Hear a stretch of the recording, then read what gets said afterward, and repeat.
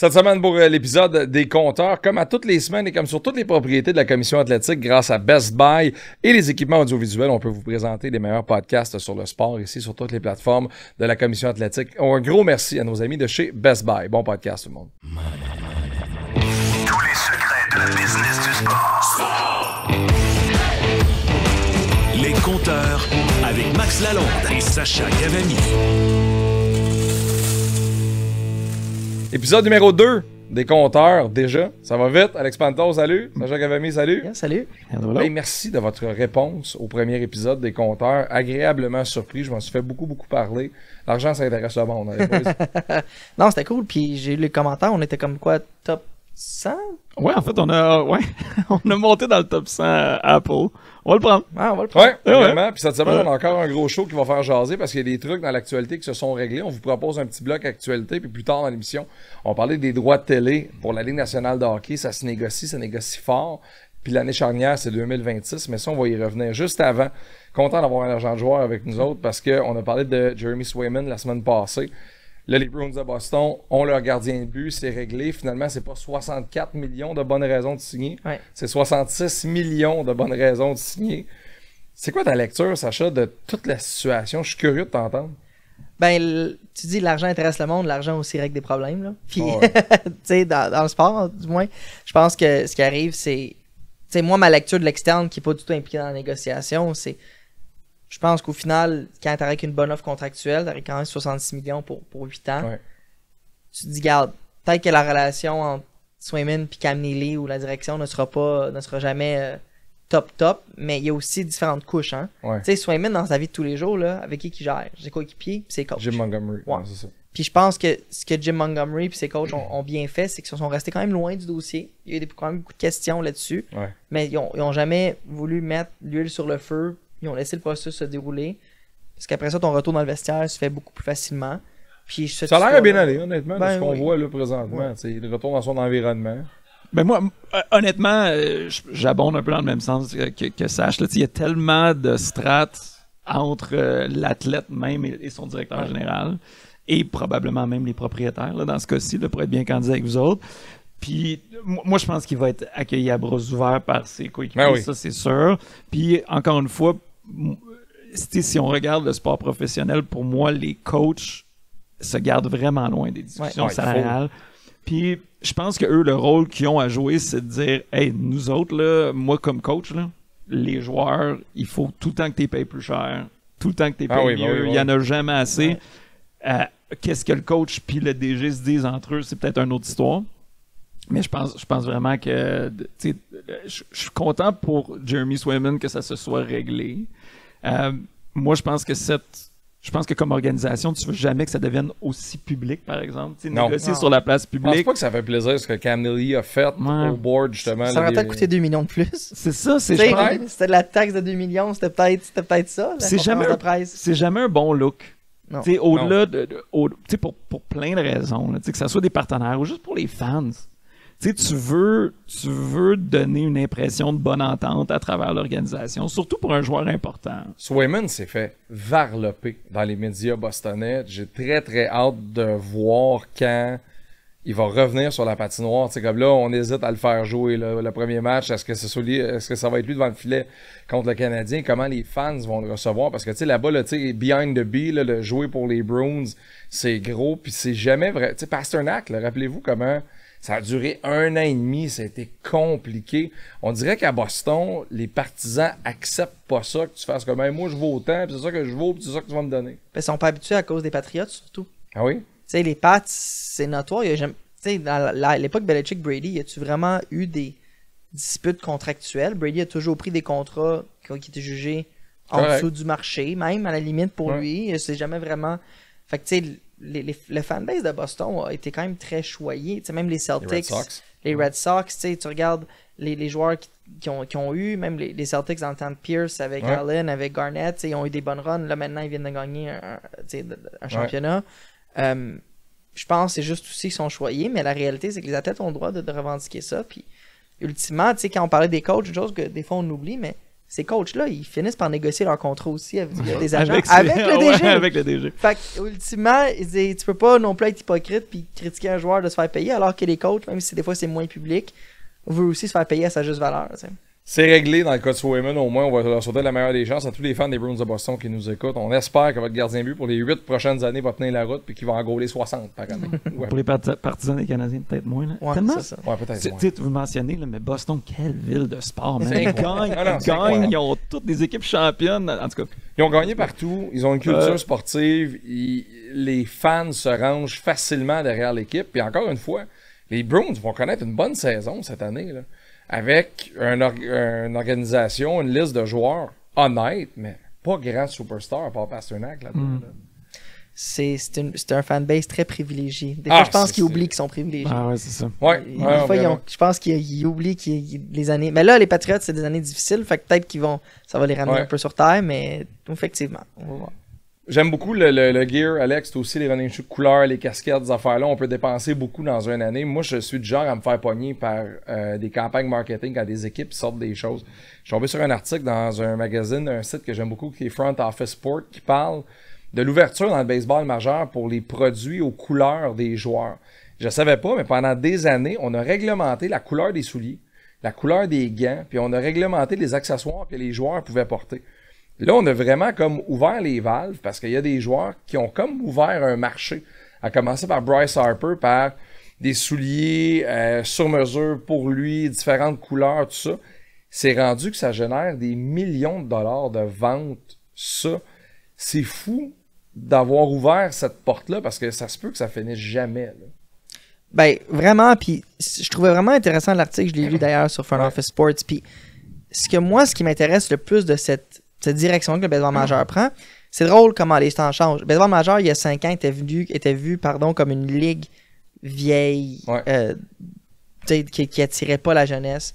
Tout d'un coup, tu arrives à attirer un jeune fanbase, le pitch clock change les choses, puis là, Ben oui. c'est probablement la ligue la plus souple en termes de tenue de ce que tu portes avec ces Ah oui. souliers-là, même avec Les gants. le slide glove là, Ouais. pour voler un Une espèce but. de mitaine Ouais. de four avec Ouais. une rallonge. Ouais, exact, C'est vrai. exact.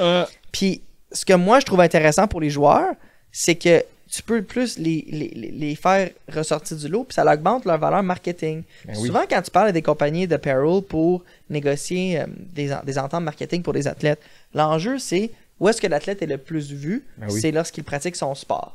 Oui, avec les réseaux sociaux maintenant, puis Instagram, puis tout, tu peux avoir beaucoup de photos prises à l'extérieur, puis tu taguer des marques et tout, mais la réalité, c'est que quand les séries de baseball majeur en ce moment, je veux dire, ça attire des dizaines de millions, des centaines de millions de codes d'écoute, de pouvoir mettre en valeur des couleurs, ou des marques, ou des éléments comme ça davantage, ouvre la porte aussi à ce que des joueurs, même pas tant des Bryce Harper, mais peut-être des joueurs moins connus, mais qui ont une visibilité, mais qui portent quelque chose de funky, ben c'est sûr que ça peut augmenter leur valeur marketing aussi. C'est drôle, hein, parce que plus jeune, je me suis tout le temps posé la question, parce que tu sais, dans le basket, on est habitué de voir les souliers, tout ça, des joueurs, puis on dirait, tu sais, me dire, OK, t'enlèves les crampons, mais un soulier de balle, tu sais, ça pourrait être cool à porter, puis même que t'as des Jordan souliers de baseball, tout ça maintenant, mais il y a un fait intéressant, les gars, tu sais, ce dont on parle maintenant, de l'ouverture du baseball majeur, la NBA, dans le temps de Jordan, quand ils ont fait les Air Jordan, il n'y avait pas le droit d'avoir plus de 50% d'une autre couleur que le blanc sur les souliers. Il y avait plein d'affaires de même. Puis puis Nike, quand ils ont sorti le premier Air Jordan avec Jordan, au lieu de se payer une immense campagne de pub, ils ont fait une campagne de relations publiques, ils ont décidé de payer l'amende. Ah ouais? Aïe, aïe. Fait que dans le fond, c'est qu'ils ont sorti un soulier qui était principalement rouge et noir. Ah oui. Donc très distinctif. Puis essentiellement, tu sais, c'était la campagne de le fameux soulier que la NBA veut pas que Jordan porte. Fait que tu sais, un autre coup de génie pour Nike, mais cela étant dit, c'est de la réglementation qui a finalement tombé dans les années 80. Et c'est là 40 ans. Là, le baseball arrive. On sait que le baseball est notoirement traditionnel. Oui. Puis je pense certains clubs encore, les Yankees notamment. Là. Ben, t'as pas de nom dans le dos, t'as pas de barbe. Pas de barbe, c'est ça. Là, mais... Puis, tu sais, les bâtons sont encore en bois, les gants sont encore en cuir, tu sais, les balles sont pareilles, puis c'est cool aussi parce que ça donne une valeur au record, ça donne une valeur à l'histoire de ce sport-là. Mais je pense que quand on tombe dans l'esthétique, on s'éloigne de la performance. Moi, je suis très ouvert à ça. Puis je trouve que ça donne de la place aux joueurs, à de la créativité aussi de l'autre côté. Puis ça peut donner des revenus intéressants. Puis ce qui est fou là-dedans, c'est que là, les joueurs, eux autres, saluent ça parce qu'il y en a plusieurs en entrevue qui disaient c'est une façon qu'on a de s'exprimer vraiment. Puis on est content de pouvoir faire ça. Puis d'arriver dans un club comme, mettons, les Mets de New York qui se font dire hey, tu peux mettre ce que tu veux, la couleur que tu veux.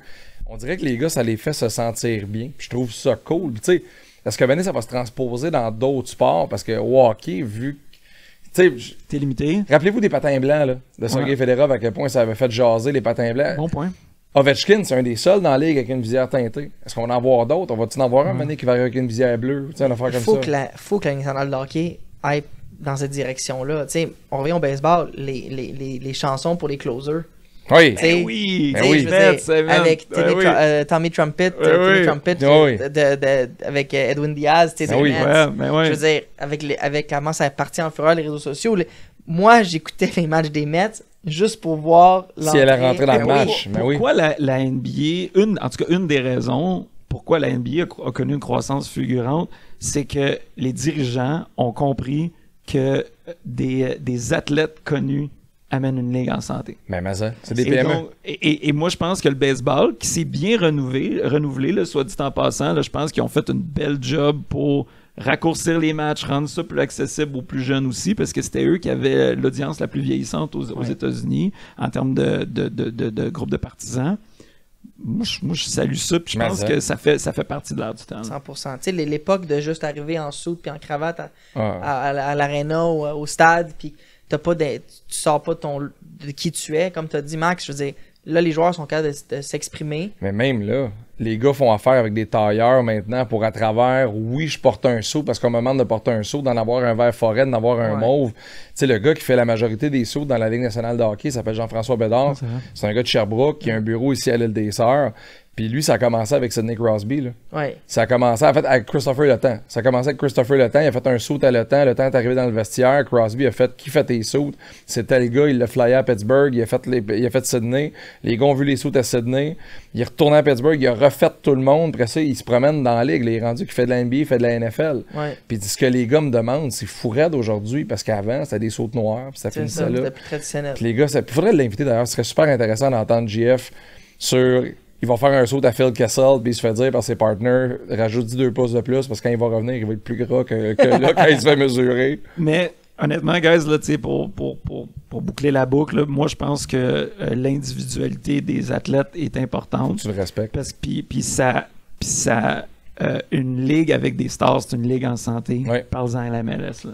Oui, totalement. Fait que pour moi, je pense que moi je salue cette initiative-là du baseball. Il y a eu une transaction dans le monde des équipementiers de hockey récemment. CCM et Bauer ont été vendus. Explique-nous un peu la transaction, Alex. Ouais, c'est ça. Je pense pas qu'on va s'éterniser là-dessus, mais je trouvais quand même intéressant de le mentionner que les 2 plus gros équipementiers dans le monde du hockey, le monde de la crosse aussi, là, en passant, aussi, là, qui est touché par ça, ont fait l'objet d'une très grosse transaction dans la même semaine. Je ne sais pas s'il y avait du timing là-dessus. Fait que, premièrement, il y a... je me suis pris des petites notes, là, c'est ça. C'est Bauer qui passe aux mains de Fairfax Financial Group. Faut dire que Fairfax est déjà propriétaire en partie et donc rachète la participation de Sagard, en fait, qui est le holding de la famille Desmarais. Sagard s'était un petit peu porté à la rescousse de Bauer au moment qui était sur le bord. En fait, il s'était mis à la protection sous l'abri de la loi de Lafayette en 2016, si je me trompe pas. Donc, Bauer demeure une compagnie canadienne. C'est beaucoup de jobs au Québec, beaucoup de jobs au Canada. Bauer, ils font beaucoup du développement des produits ici. Il y a beaucoup d'emplois. Fait que ça, c'est quand même une bonne chose. Du côté de CCM, moi, ce que j'ai trouvé intéressant en lisant sur cette transaction-là, c'est la 4e fois en 100 ans que cette compagnie-là change de main. C'est vraiment une vieille compagnie. Ça fait longtemps qu'ils sont là. Je pense que CCM, ça veut dire Canadian Cycle and Motor, en passant. Ah ouais. Fait que je pense que ça fait du sens que ça s'appelle CCM s'ils font des patins. Mais CCM, cependant, elle passe aux mains de Altor, qui est un groupe d'investissement suédois. Fait qu'on peut voir un petit peu les liens avec... qui est une firme de private equity. Ouais. Ça, c'est intéressant, je trouve, parce que de plus en plus, on voit le secteur de private equity s'impliquer dans le sport professionnel. Parce qu'il y a de l'avenir, parce qu'il y a des choix à ça. faire.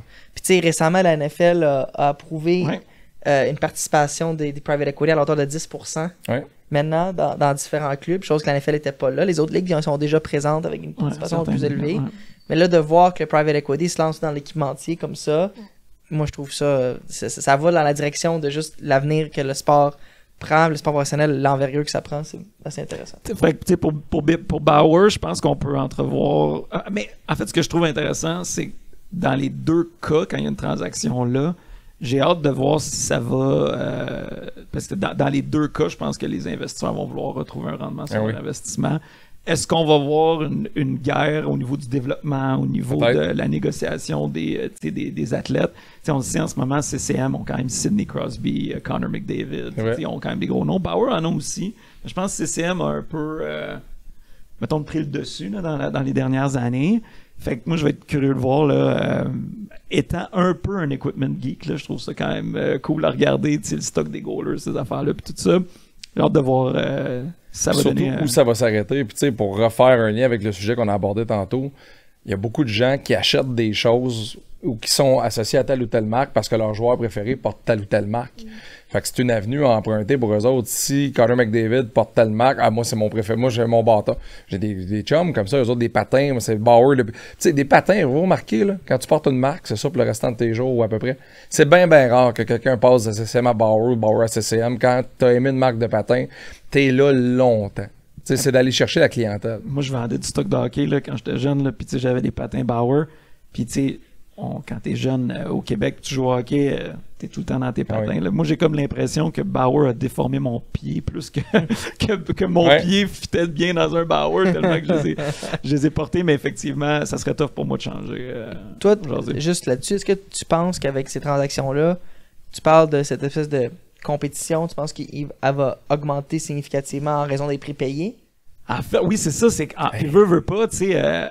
c'est quand tu as des entreprises comme ça qui rentrent là-dedans, ce n'est pas toi et moi qui est passionné de sport et qu'on décide de se mettre ensemble pour acheter ce business-là pour vivre notre passion. C'est du monde qui cherche à avoir un rendement. Le rendement passe par la croissance, croissance passe par l'innovation, etc. Mais c'est quand même intéressant. Puis, comme je vous dis, il y a beaucoup des centres technologiques, je sais pas comment tu appelles ça, là, mais les centres de développement des hautes technologies de ces détaillants-là qui se retrouvent au Québec. C'est quand même cool.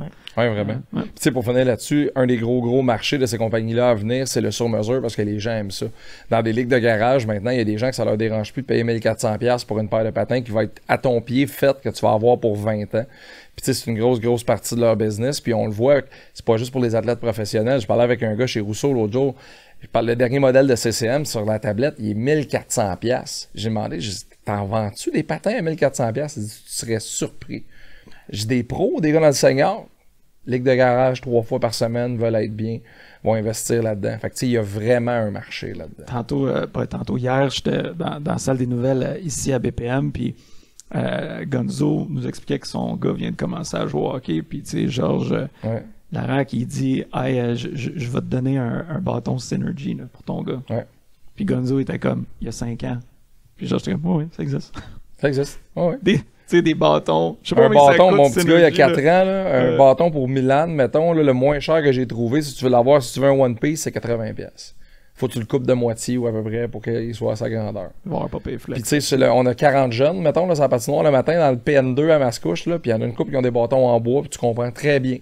Tu comprends très bien parce qu'un bâton en bois, c'est 15$. Tu prends un Canadian Tire, puis ils n'ont pas besoin de ça, ils lèvent pas la rondelle. Là. Mais c'est complètement fou. C'est complètement fou. Alright, ça fait le tour du bloc actualité. On se retrouve dans les prochaines secondes pour la grande discussion de cette semaine.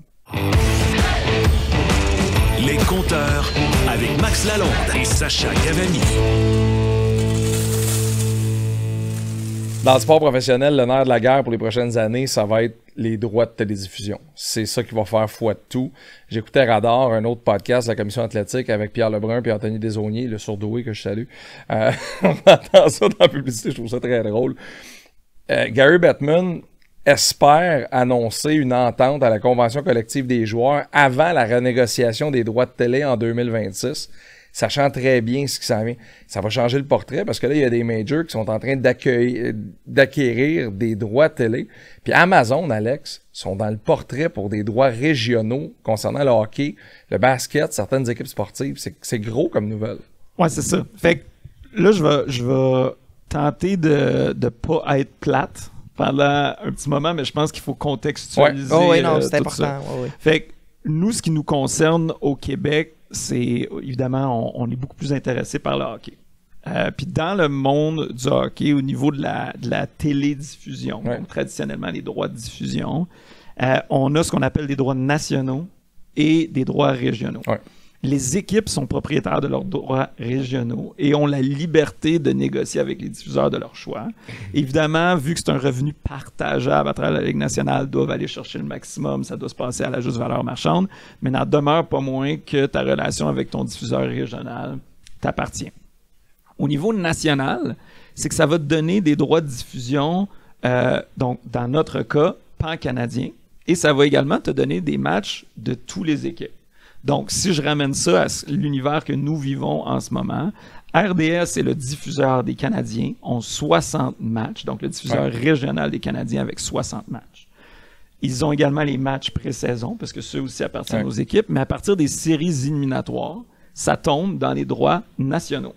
Tout comme tous les événements de la Ligue nationale, donc All-Star Game, etc. Et également les matchs des autres équipes hors territoire. Fait que c'est juste à TVA Sport que tu peux écouter un match Pittsburgh Flyers. Ouais. Okay? Ouais. Ou tu peux écouter un match de deux équipes de la Californie, par exemple. RDS n'auront pas ça. RDS est également détenteur des droits locaux des sénateurs d'Ottawa. Okay? Il y a les deux seules équipes à avoir des droits francophones anglophones. Montréal et Ottawa. Donc, le gros deal de Rogers qui a inclus TVA Sport, c'était pour les droits nationaux. Ce qui fait en sorte que TVA Sport, à travers ça, avait 22 matchs des Canadiens, toutes les séries éliminatoires et tous les autres droits de la Ligue nationale. C'est pour ça qu'ils se targuent de pouvoir dire, vous allez voir plus de 300 matchs cette année à TVA Sport, alors que les Canadiens, eux, tu as la majorité des matchs des Canadiens. Donc, traditionnellement, ce qu'on voyait pas traditionnellement, mais récemment, ce qu'on a vu les géants du web, les Amazon, les Apple, se lancer, c'était dans les droits nationaux, étant des plateformes à grand déploiement, puis ils n'ont pas beaucoup de régionalité dans leur service, et ils tentent d'offrir un produit qui va plaire au plus d'auditeurs possible. Ils travaillaient principalement à ce qu'on appelle les droits nationaux.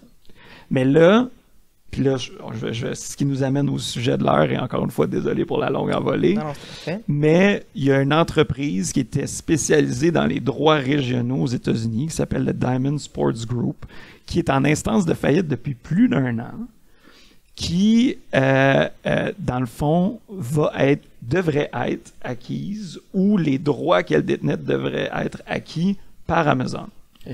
Et donc là, on parle vraiment de droits régionaux. Donc là, je me souviens, pas par cœur, mais ils ont les droits régionaux d'une dizaine d'équipes de la Ligue nationale, une douzaine d'équipes de la NBA, puis une douzaine d'équipes de Major League Baseball. Donc, si on transpose ça à cette situation comme ici, c'est un petit peu comme si Amazon venait d'acheter les droits d'RDS. Et donc là, ils vont devoir mettre des limites régionales, territoriales, mais... jusqu'où tu peux. C'est ça. Mais après ça, il faut comprendre qu'un câbleau distributeur comme ça, en anglais, on appelle ça un Regional Sports Network, un RSN. Leurs revenus sont de 2 sources. Oui, la publicité, mais quand tu t'abonnes au câble, tu payes 60$ ou 70$ à Vidéotron ou à Bell, ils ont des redevances. Puis, traditionnellement, les postes sportifs sont ceux qui recevaient les plus hautes redevances dans le bouquet de câbleau distribution. Ouais, tu sais, aux États-Unis, le ESPN, il y a des endroits, c'était du 5, 7, 10$ par mois du bundle qu'il y a à ESPN. C'est énorme, énorme. Puis tu sais, ici, il y a même une dispute au CRTC sur les frais que Bell remettent à TVA Sport. Là, parce ça fait longtemps que ça a actualité. Fait que tout cela étant dit, puis c'est là que je pense que ça se lance dans un sujet très intéressant, c'est que là, Amazon se lancerait officiellement, non seulement dans les droits nationaux, mais les droits régionaux. Fait que le portrait, là, peut changer du tout au tout. Puis nous, on peut se retrouver avec des RDS, des TVA Sport. Mais là, le Canadien n'est pas dans Pas de les droit. clubs visés présentement, mais c'est Non, des non. choses qui pourraient arriver si on ouvre la porte. Ben, écoute, est-ce que Amazon, à travers cette opportunité-là, est-ce que ça rentre dans leur stratégie d'acquisition de contenu maintenant, les droits régionaux? Tabarouette, en tant que diffuseur régional de 30 équipes professionnelles en Amérique du Nord, je pense que oui. Là. Ben, Non, mais j'allais dire, la première question qui me vient en tête, c'est en 2026, quand on va renégocier les droits de télé de la Ligue nationale de hockey, est-ce que TVA Sport et RDS vont avoir l'argent requis pour acquérir ces droits-là à ce moment-là, puis est-ce que le deal va être fait de la même façon qu'il était fait en 2013 la dernière fois? Ben, moi, j'ai pas nécessairement pas répondre à la question, mais moi, le point qui est dans le contexte ici d'Amazon, qui reprend tout ce qui est du Diamond Sports Group, c'est qu'il y a une faillite. Mais si je comprends bien ce que tu expliques, parce que moi, j'apprends beaucoup avec tout ça, au final, Amazon veut acquérir les droits régionaux du Kraken de Seattle, mettons. Puis le Kraken n'est pas inclus dans la faillite. Les droits du Kraken, ne sont pas inclus dans la faillite. Il faudrait qu'Amazon négocie directement avec le Kraken. Exact. Right? Ouais. Bon, OK. Fait que moi, où est-ce que j'ai hâte de voir, mettons, pour l'impact pour mettons, on prend le Canadien de Montréal. Je dis, le Canadien de Montréal, là, avant de signer un deal avec Amazon pour les droits, mettons, francophones régionaux, sérieuse question à se poser, comment le public va accueillir ça. Bon, ben, C'est sûr. mais là, tu as mis le doigt sur de quoi d'intéressant. Parce que là, tu as dit francophone régional. Parce qu'Amazon, c'est ça. Ouais, parce que puis nous, tu sais, mettons, Apple ont les droits dans toutes les langues de toutes les équipes de la MLS. Okay? Ouais. Puis eux autres, ils ont une structure vraiment différente. Là. La MLS, le fait qu'ils pouvaient faire un deal qui était à travers la Ligue. Mais au Québec, les Canadiens détiennent les droits dans les 2 langues qu'ils ont à vendre. Fait que, tu sais, nous, les 60 matchs dont je vous parle sont diffusés et à TSN et à RDS.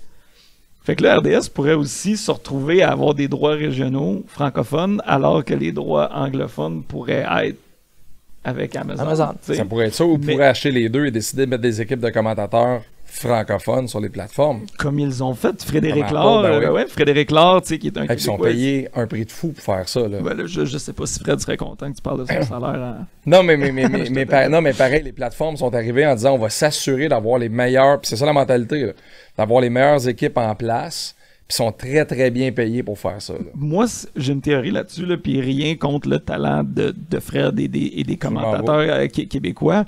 C'est qu'aussi, Apple sont arrivés avec une mentalité américaine.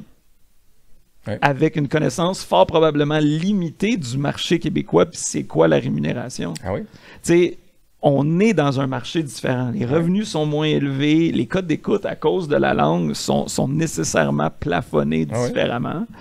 Et ça, c'est super intéressant. Moi, je pense qu'Amazon se sont... Tu sais, hey, il y avait une équipe de description francophone pour tous les matchs canadiens. Donc, ça incluait Vancouver et Toronto. Olivier Brett faisait Toronto. Olivier Brett faisait tous les matchs de Toronto en français. Et là-bas. Et là-bas. Fait que il prend son avion de Montréal à toutes les fois, puis il n'y a pas de problème. Là. Ouais, tu sais, cela étant dit, il le fait plus cette année. là. C'était une affaire de Year One, puis ils ont bien vu. Mais ça, je pense aussi, puis c'est ça qui me ramène à si la diffusion appartient à des géants numériques, on va perdre la saveur locale, ou on pourrait perdre la saveur locale, dépendamment comment ils vont décider de l'aborder. Puis c'est là que les propriétaires doivent faire attention aux décisions qu'ils prennent. Parce que là, puis ce qui est vraiment intéressant de ce dossier-là, c'est qu'il y a tellement de façons de le voir. Parce que oui, tu parles de la saveur locale. À partir du moment que ces revenus-là entrent dans le partage de revenus à travers la Ligue, ben les syndicats des joueurs ont intérêt Absolument. à ce que ces prix-là soient transigés au plus offrant. C'est sûr. Fait Tout le monde en fait. Imaginons le scénario que, et je le souhaite pas là, mais que le Canadien de Montréal, parce qu'on parle du Canadien, parce qu'on a quand même beaucoup de marché de Montréal. On veut C'est des ça. views. On veut des views. C'est ça, exactement, on veut monter top 30. Le Canadien de Montréal décide de signer avec TVA Sport ou RDS pour les matchs régionaux. Ouais. Mais que ça sort que Amazon aurait offert le double du prix pour les avoir. Mais que Jeff Molson et sa gang décident que pour des raisons politiques et bref, plein de choses, on veut garder ça avec une chaîne locale québécoise. est-ce que le syndicat va se lever en disant « Wow, minute. » Même s'ils ne sont pas en droit de refuser une transaction, je pense pas qu'ils ont le droit de s'immiscer dans... Mais à quel point que ce genre de... Puis ça, on parle de Canadiens, mais ça peut être... Il y a Ouais, plein... ça peut n'importe où, Tu sais, les ouais. propriétaires, ils sont chum avec plein de monde, hein? Ben oui. Fait qu'ils Ah oui. peuvent arriver et dire moi, je fais un deal avec RSN, je prends mon exemple de Seattle, parce que je le connais bien puis ça va être bon pour lui. Puis que moi, Amazon, non, m'intéresse pas. Mais là, à quel point que ça va commencer à chialer si t'arrives dans ce Mais scénario-là. au-delà de ça, il y a d'autres ramifications à ça. C'est que si le Canadien fait ça et s'en va dans cette avenue-là, RDS, TVA Sport, Cogeco à la radio, mettons, tous les médias, nous, ici à BPM, qui parlons du Canadien de Montréal, imagines-tu le changement d'approche puis le changement d'optique? Mettons que tu leur retires les droits, que ça s'en va sur une plateforme comme Amazon, à ce moment-là. Amazon n'est pas cave, là. Ça va être les équipes qui sont déjà en place, que les gens connaissent et que les gens aiment, qu'on va essayer d'aller chercher pour amener. Ça va être le bordel Non, ça va être- médiatique parce que présentement, RDS et TVA Sport, tu me corrigeras si je me trompe, qui perdent du cash dans leur... ne tiennent qu'à la diffusion des événements en direct, majoritairement du hockey. Là. Mais, fait que, tu sais, une couple de points que vous avez adressés. Tu sais, premièrement, ce qu'on a vu dans la MLS, puis on l'a vu dans le hockey aussi, on l'oublie peut-être, là, mais quand Sportsnet, donc Rogers, ont fait le deal, Ouais. ils ont laissé des matchs à CBC. Ah oui? C'est vrai. Ouais. Mais CBC n'est pas détenteur de droits. En fait, Rogers opère l'antenne de CBC pendant ces soirées-là, garde les revenus, paye les frais. C'est comme s'il y avait un poste de plus. Là. Donc, C'est traditionnel. pour j'imagine. garder cette tradition-là, Ouais. mais ils n'ont pas laissé du cash à la table. Ils n'ont pas laissé Non. des droits. Non. Tu sais, fait que moi, donc, le scénario dont tu parlais, selon moi, demeure très hypothétique dans la mesure où je pense que la solution intermédiaire est peut-être de dire, regarde, nous, on est Amazon. On va prendre tous les droits, mais on va laisser une petite poignée de match, une poignée de main de match aux diffuseurs locaux. C'est ça, c'est peut-être plus vers là que ça va aller si c'est cette tangente-là qui va se passer. Puis à ton point, Max, c'est, nous, à BPM, on est la preuve que tu n'es pas obligé de diffuser les Canadiens pour parler Absolument. des Canadiens. Puis je pense que ça aussi, c'est une des choses, puis tu sais que nous, on s'est dit, entre nous ici, chez BPM, c'est nous, on veut être la communauté, tu sais, on veut accueillir la communauté de fans de sport. Ouais. Jaser de sport, parler d'opinion, parler d'analyse, mais la diffusion comme telle, puis en plus on est un poste de radio, on a des partenariats de diffusion qu'on apprécie, mais à la radio, en tout cas spécifiquement pour le hockey des Canadiens, nous on vit beaucoup sur le débat autour des Canadiens, les nouvelles autour des Canadiens, puis tout ça, donc il y a moyen de vivre. C'est ça qu'il faut que tu bâtisses. Ouais. Mais en TV, c'est un autre patente. C'est un autre patente. Tu sais, pendant longtemps dans le football, le pre-show et le after-show le plus écouté était à ESPN et le football n'était même pas diffusé à C'est ESPN. Sunday Les Night gens se Countdown. branchaient là, allaient regarder la game ailleurs et revenaient. Et ça, je peux vous dire que c'est un exploit Incroyable. Parce de que ça veut réussir dire à que tu faire mets ça, là. Ouais, ouais. le meilleur produit en ondes. Puis Ouais. les coûts de production télé aujourd'hui font en sorte que c'est difficile. TVA Sport vient de publier l'affiche de leur personnel hockey cette année pour NHL. Je pense qu'ils sont 42. Le payroll dans Bâtisse a pas de bon sens pour couvrir les matchs de hockey. Tu as fait partie de la négociation de 2013. C'est un contrat de 12 ans qui a été signé. Ça s'en vient en 2026. Combien ça va coûter garder ça à la télé traditionnelle? Tu sais, déjà, les chiffres qui ont été payés à l'époque, ça en a surpris plusieurs. Ouais. Tu sais, C'était sorti, hein? Ouais, je vais pas le ressortir, là. mais oui, c'était des chiffres astronomiques. Là.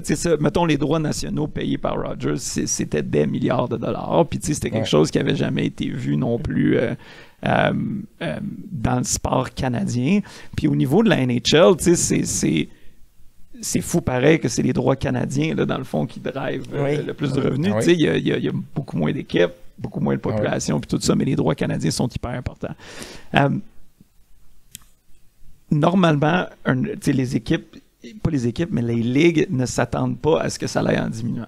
Mais non. Fait que partant de cette prémisse-là, sachant que beaucoup des diffuseurs perdent déjà de l'argent, c'est... Puis tu sais, je dois vous dire, là, je n'ai peu ou pas d'informations privilégiées dans le cadre de ce dossier-là. Là. Moi, je suis ici, là, je ne suis pas impliqué là-dedans. Puis honnêtement, vraiment dur à voir où que ça va aller, parce que toutes les options peuvent être sur la table. Tu sais, les Canadiens pourraient décider de « Hey, on va se diffuser nous-mêmes. on va prendre une plateforme de diffusion, Ouais. puis tu sais, on Mais les va Ducks la de même l'ont bâtir, fait. c'est ça, puis on va vendre un abonnement.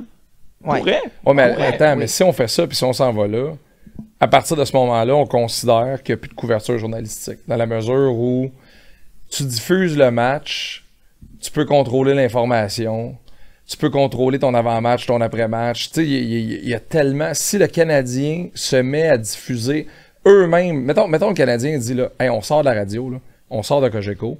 Nous autres, on va diffuser les matchs à la radio sur le web. On se fait une application, l'application Canadien. Tu sacs ça dans ton char parce que tout le monde a Apple CarPlay. À quel point tu as réellement le portrait de ce qui se passe pour vrai, puis à quel point tu peux... Puis il y a deux points, puis là, excuse-moi, Sach, je sais pas si ça veut dire quoi, mais tu sais, t'as le point de la couverture qui, moi, je pense que les Canadiens étant tellement grand et tellement significatif et important, je pense que la couverture, elle, va demeurer, va changer. Les moyens, peut-être, assurément. derrière, vont peut-être changer aussi. Mais cela étant dit, je pense que la couverture médiatique va demeurer, mais changer. Fait que ça, je te l'accorde. Ouais. Puis, en passant, je pense pas que c'est la tangente que les Canadiens vont prendre. Je mais- peux leur dire, je veux juste dire que Non. tout est possible, puis tu sais, j'ai aucune idée de ce qui va se passer. Mais l'autre aspect qui est quand même intéressant à examiner, si le Canadien, par exemple, puis là on est dans une situation complètement hypothétique, là, décide de se diffuser eux-mêmes, je peux te dire que on a des gens très talentueux au Québec pour produire des matchs de hockey. Ben oui. Il y a des réalisateurs, des producteurs qui sont employés par C'est vrai. les grands diffuseurs américains pour aller faire les Winter Ouais. Classics, ces affaires-là. On est bon, là. On est vraiment Ouais, bon. très bon. Puis ça changera pas. T'sais, on va être encore bon pour produire les matchs, puis t'sais, les Canadiens vont être en mesure, encore une fois dans cette situation hypothétique-là, d'avoir du bon monde pour produire des bons shows. Qu'est-ce qui est vraiment tough dans le monde des médias? C'est de vendre de la pub, C'est ça. puis de vendre de l'abonnement. Ouais. Puis c'est tough, puis c'est un grind, puis tu recommences tout le temps. Ouais. Puis c'est du coup par mille. C'est vraiment... Tu demandes au monde de vraiment, payer. Parce que, vraiment tu sais, là-dedans, là, puis on l'avait abordé dans le club du matin. Mettons que les Canadiens ou les matchs de la Ligue nationale de hockey ou les matchs canadiens s'en vont sur Amazon, seriez-vous prêts à payer? Mettons qu'on vous dit, là, c'est comme DAZN, ça te coûte 200 par année. Ouais. Là, les gens étaient scandalisants en disant, je veux pas payer à regarder le Canadien. Mais je te l'annonce, tu payes déjà. Ouais. Tu payes déjà RDS, puis tu payes déjà TVA Sport. Les gens vont finir par payer. C'est un peu ça, selon moi, la plus belle, le plus gros défi aussi pour dans le marché d'ici, c'est que le Canadien est tellement important, tu en as parlé l'autre fois, quel point que les auditeurs de BPM veulent entendre parler du Canadien. Ouais. Puis ça reste que tu peux bien dire je paierai pas, puis c'est correct qu'il y en a qui vont peut-être pas suivre, mais le pari qui est à prendre, c'est ça. Dans le cas des Ducks, par contre, moi, ce qui m'impressionne, si tu prends la décision d'aller vers un abonnement, tu sais, Ouais. d'écouter un match, un abonnement, il faudrait que tu fasses un calcul de dire combien d'argent je fais de plus que si je vendais mes droits régionaux. Mais tu vois, ça, c'est tellement, comme dirait mon autre ami Greg, c'est un excellent bon point. Ouais. C'est que moi, je pense qu'ils ont fait l'équation de se dire, hey, nos droits, on les vend tellement pas cher. C'est ça. On est C'est aussi ça. bien de C'est ça. faire un abonnement. Tu sais, dans le cas de, mettons, un virage, prenons ESPN, OK? Mettons un virage d'être un poste câblé avec des redevances de tout le monde qui Ouais. est abonné au câble versus être un poste numérique dont tu as un montant plus élevé, certes, mais de uniquement les gens qui choisissent de s'abonner à ton poste. Parce qu'aux États-Unis, ESPN Plus. pogne le câble, tu as ESPN, puis tous les câbleaux distributeurs vont te donner 7, 8, 10 piastres par mois. Alors que là, si tu vas à ESPN Plus, ben là, chaque personne, évidemment, elle va te donner plus, 20 Ouais. piastres. Mais aux États-Unis, il y a combien de personnes abonnées au câble? 100 millions? Ouais. Bon, mais 100 millions qui te donnent 10 piastres ou 50 millions qui te donnent 20 piastres, le calcul, il est... Tu sais, Ah avant que ça soit rentable, le Switch, c'est Ouais. pas fait. Fait que moi, je pense que les géants du web, les Amazon, les Apple, je pense qu'ils font plus ça pour mettre le dernier coup Ah oui. dans le cercueil de la câble. Si t'enlèves le sport, c'est ça qui est garde en vie. là. Mais moi, il y a un point là. Puis juste parenthèse, Ouais. ça m'a vraiment fait sourire. Sunday NFL Countdown, tu as parlé de à quel Ouais. point. Ben oui. Mais tu sais, un avantage qu'il y a une chaîne spécialisée sport avec CBS ou NBC n'avait pas, Ah, c'est qu'ils peuvent pas... c'est que, tu sais, Leur le dimanche programmation matin, régulière. moi j'ai grandi dans une maison où on écoutait beaucoup la télé en anglais. Tu sais, Ouais, j'ai grandi dans une maison où on parlait en anglais. Puis quand le dimanche matin, excuse, quand t'arrivais, ben, le matin, c'était CBS News. Ben oui, c'est t'sais, ça, Meet ouais, the ouais. Press. T'sais. Fait que là, les gens Tu qui peux se pas lèvent aux tasser cette États-Unis- programmation-là, Non, ouais, ouais, mais ouais. à ESPN, à 11h, ça commençait. Fait que moi, je me rappelle, j'écoutais à TSN, il y avait The Reporters avec Dave Hodge, là, Ben tu sais. oui, ouais, Ouais. ça, ouais. Puis là, après ça, à 11h, c'était boum.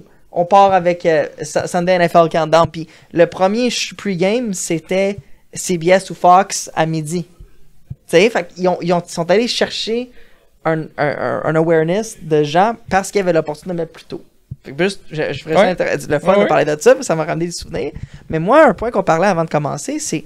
Puis Alex, tu es plus au courant que moi, mais quand on parlait de Apple puis la MLS, du fait qu'il n'y avait pas d'entracte, qu'il n'y avait pas de pre-game. Hey, ça, là. Non, mais tu sais, ça, pensez. Il tombe à halftime, c'est un nuage noir, c'est une fenêtre de Windows qui se promène en disant on revient. Mais à partir du moment que tu as les droits, on est en hypothétique, hein, ce matin, là, mais tu pognes les droits du Canadien de Montréal, ou des Maple Leafs de Toronto, peu importe, là.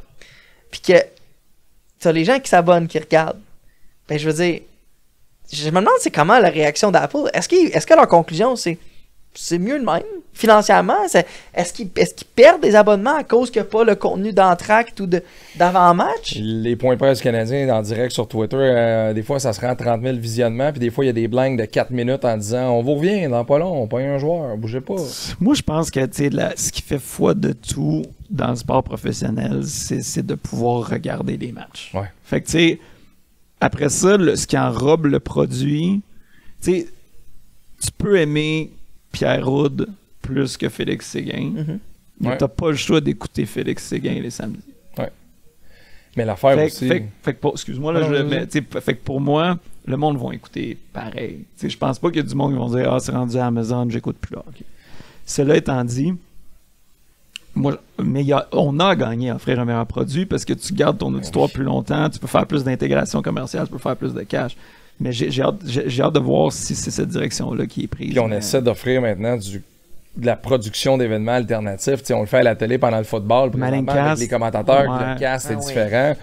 Puis le nerf de la guerre pour le Québec, pour ce qui s'en vient en 2026, ça va être les coûts de production. Parce que produire pour le web, produire pour le mettre sur une plateforme et produire pour la télé, avec tous les enjeux de syndicats auxquels les chaînes télé font face, on ne peut plus aujourd'hui faire du sport avec 3 caméramans, un réal, 2 assistants réal, un perchiste qui vient de mettre son micro-cravate, qui s'en va faire des sudoku pendant 1 heure. Tu peux plus faire ça aujourd'hui.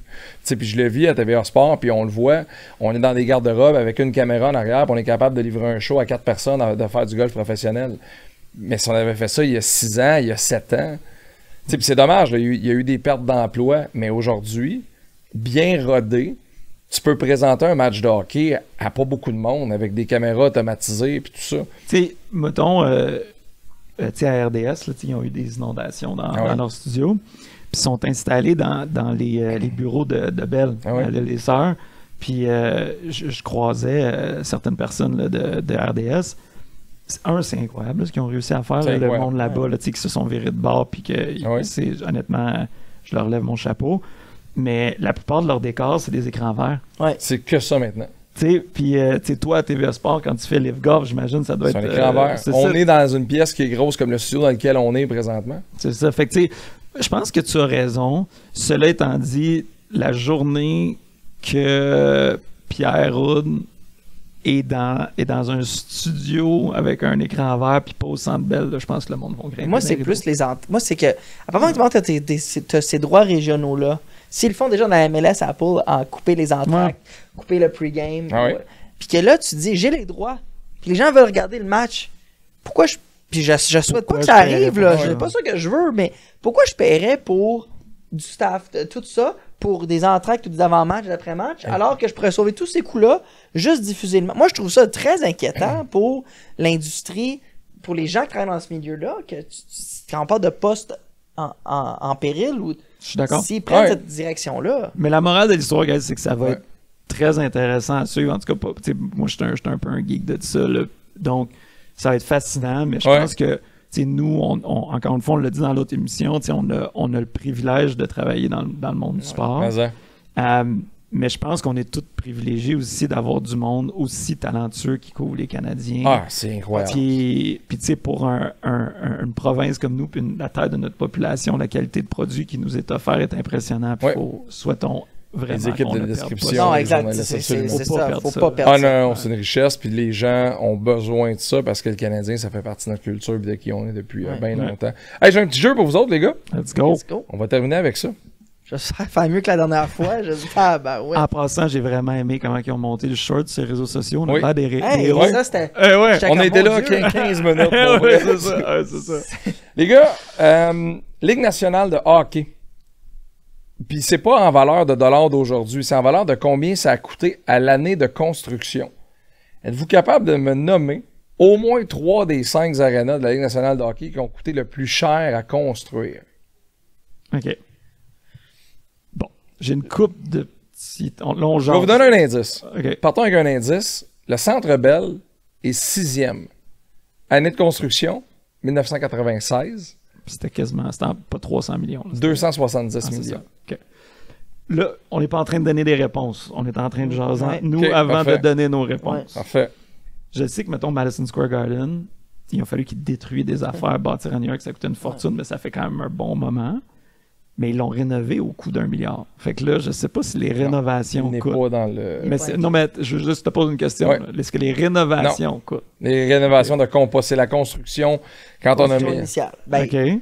Le Madison Square Garden en 1968 a coûté 123 millions. hey, quand même, c'est cher. Ça, c'est énorme. C'est énorme. Puis en passant, tu sais, il y avait c'était un gros sujet politique. Hein, en passant, ils déplaçaient des bâtiments historiques de la ville de New York. Puis en passant, le Madison Square Garden a été rénové à des coûts de 1 milliard. Ouais. Fait que ça, c'est fou. Là. OK, moi, j'ai encore une fois, Max, on jase entre nous. Là, on est en train de te donner des réponses.